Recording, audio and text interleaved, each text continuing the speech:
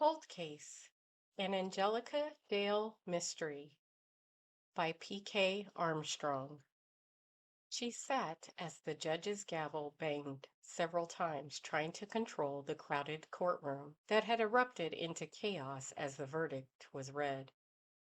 Her attorney helped her as she half collapsed, half sat in the chair she had occupied for 6 weeks. Finally, with wide eyes sunken into their sockets, she looked at her attorney and whispered, "Is it really over? Did they say not guilty?" Her attorney smiled at her. "Yes, yes, you are free." The courtroom cleared, but she could hear reporters yelling her name from the hallway as the bailiff shut the door. "We need to clear the courtroom," he said sternly. She struggled to her feet, still weak, and took her attorney's arm. She didn't think she could face them. On that fall day, September 1988, she spoke to reporters for the last time. "I don't smile because I am not happy. My not guilty verdict doesn't mean 12 people thought I was innocent, just not guilty. And it doesn't change the fact that there is still someone out there that needs to be caught and punished for this horrendous crime that cost so many lives." Chapter 1. The view from the road showed a house alive. Lights streaming from the downstairs windows lit up the trees within the circle of their glare and cast shadows toward the outermost reaches of the yard. The laughter and music from the inside of the house drifted out and upward, and the stars seemed to dance as they flickered in the night sky. The sounds of teenage girls laughing hysterically more than made up for the chaos created in my living room.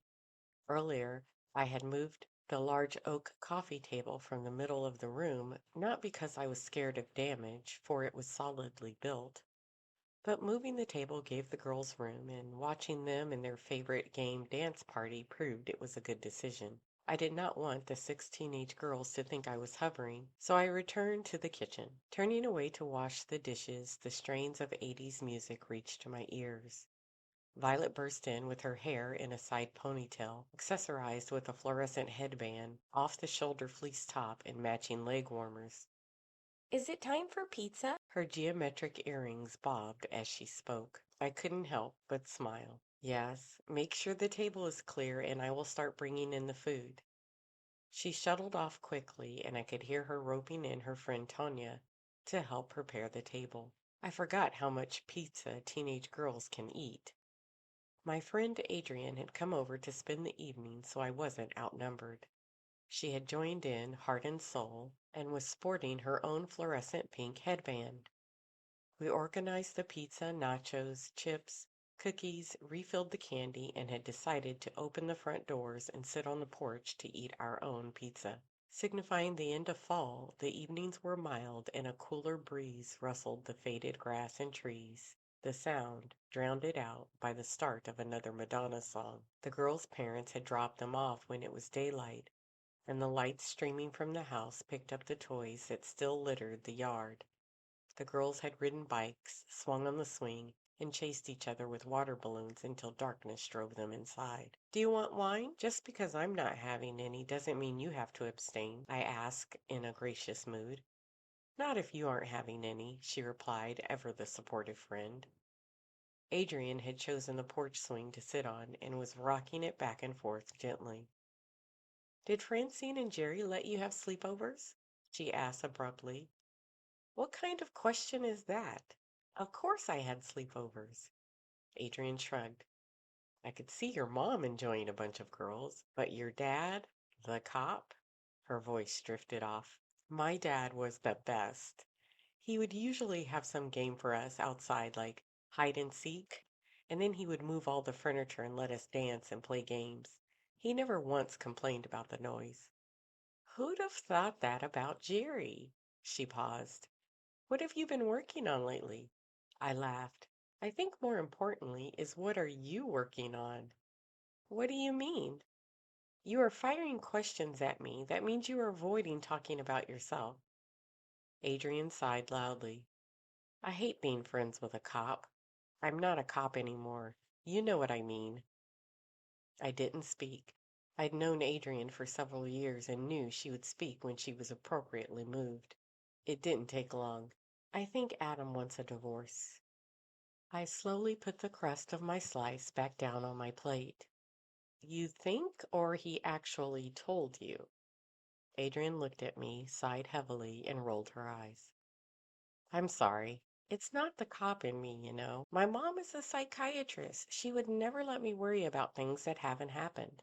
She always told me it was a waste of time. I have found it is probably one of the best pieces of advice she ever gave me. I looked at Adrian and threw popcorn at her. Be honest. Did he say he wanted a divorce?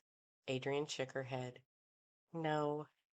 Then what makes you think he wants a divorce? I inquired gently. She sighed.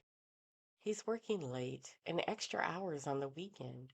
When he's home, he's in his office. It's like he's avoiding me. I thought a moment.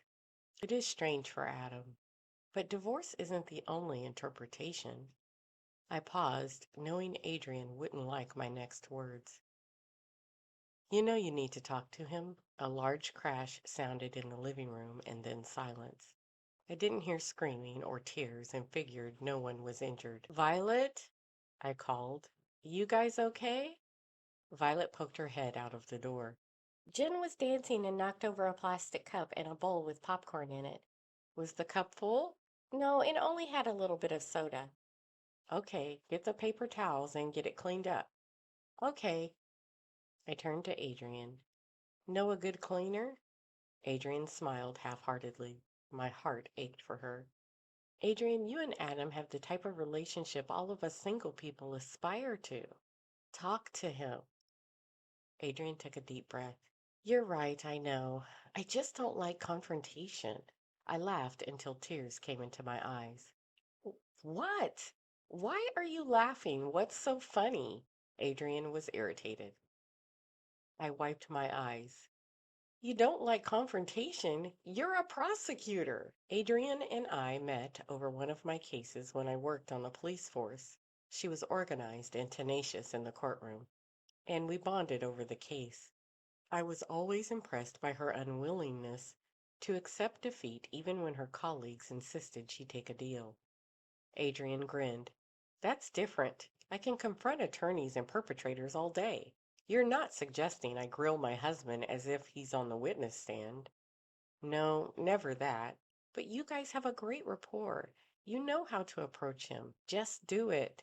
Sooner than later, I replied firmly. Adrian nodded her head. Now can I change the subject? How are things with Christopher going? Now it was my turn to sigh. My relationship with Detective Christopher Roland began when I was asked to look into the assault on Violet 3 years ago. It was Christopher's case, and he was not happy with my supposed interference. We subsequently solved another case closely connected to Violet when we not only discovered her natural father was a dirty cop, but that he and her birth mother were embroiled in a complex web of police corruption and manslaughter. Needless to say, the overlapping of my private cases with his official ones had resulted in us not only learning we complemented one another professionally, but also personally. We had been dating for 2 years. I tilted my head up and closed my eyes, trying to recognize the familiar scent of the remaining flowers blooming in late summer.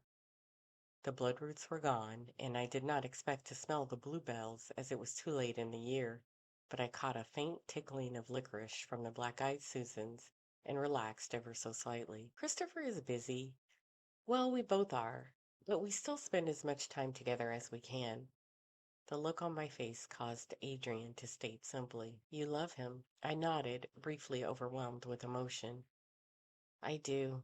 Sometimes I'm shocked how strong I feel, but lately, my voice cracked. You know Christopher is close with my parents. He and my dad spend time together. My mom checks on him probably just as much as she checks on me. Adrian began to nod.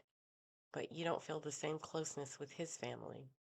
It is a greater distance, right? How far is it? Osgood is about 120 miles north of Fillmore. I thought for a minute. It is a long-distance relationship, and it's not like I haven't met them.